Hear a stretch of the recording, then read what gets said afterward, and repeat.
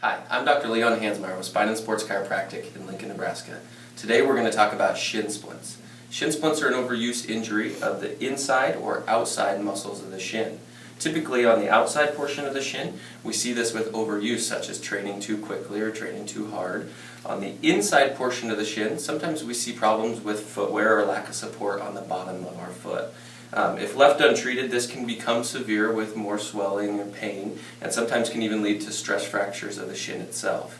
Now that we've talked a little bit about the musculature around your shin, let's take a look at it on the Visible Body app.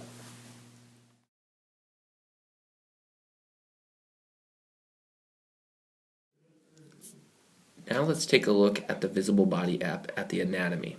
On the front portion or the anterior, we have the tibialis anterior muscle. This gives us pain on the outside portion of the shin with shin splints.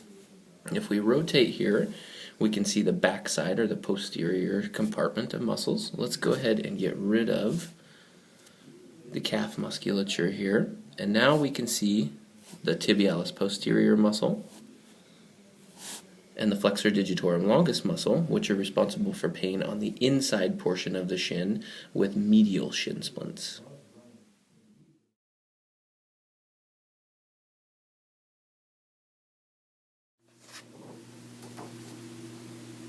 Hi, I'm Dr. Leon Hansmeyer with Spine and Sports Chiropractic in Lincoln, Nebraska.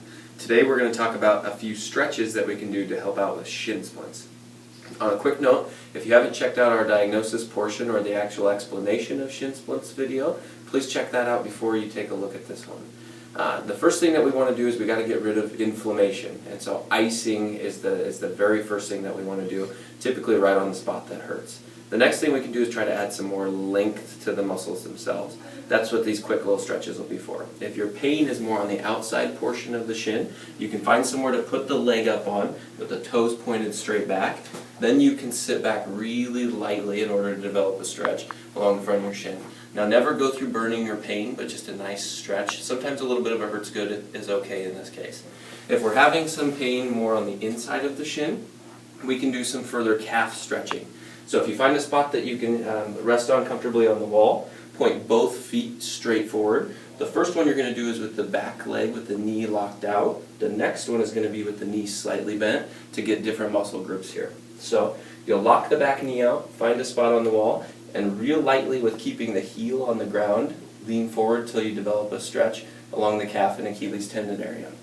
Now what you're going to do is bend or slightly bend the back leg again and go through that same movement where you lean closer towards the wall. You'll feel this stretch further down closer to the Achilles tendon area. And again, don't do these stretches through pain. The last thing that we have to do is strengthen, and those will be with exercises that you can do, but we got to get rid of inflammation and restore length to that tissue first. And so if you have any questions, please give us a call or visit our website for further information. Thanks.